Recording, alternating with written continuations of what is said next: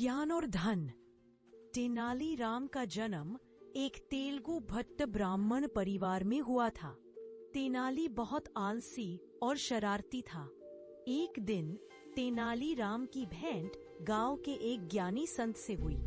संत ने उन्हें एक मंत्र देते हुए कहा, पुत्र, गांव के काली मंदिर में जाकर इस मंत्र का 1,00,000 बार जाप करो।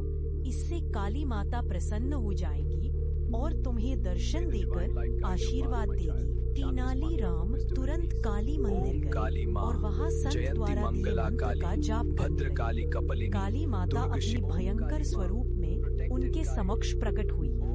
माता का भयंकर स्वरूप सामान्य, किंतु तेनालीराम भयभीत होने के स्थान पर जोर जोर से हंसने लगे। जब काली माता ने हंसने का कारण पूछा तो वे बोले, माता, मेरी तो मात्र एक ही नाक है। जब मुझे जुकाम हो जाता है तो मैं तो परेशान हो जाता हूँ। आपके तो इतने सारे मुख होने के कारण बहुत सारे नाक हैं। मैं सोच रहा हूँ कि ऐसे में आप क्या करती होंगी।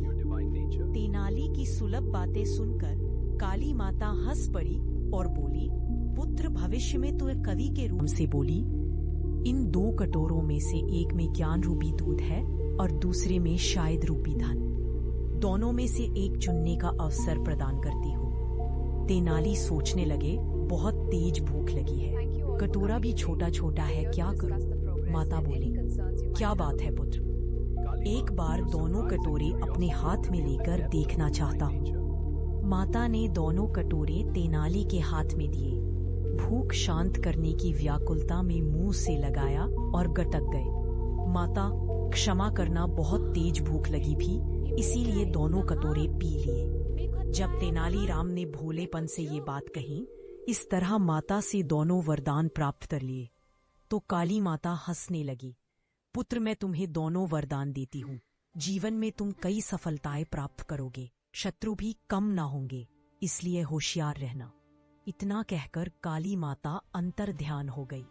आगे चलकर तेनाली राजा कृष्णदेवराय के प्रिय मंत्री बने। धन संपदा की भी कमी ना हुई। शत्रु भी बहुत रहे, अपनी चतुराई से सदा उन्हें मात देते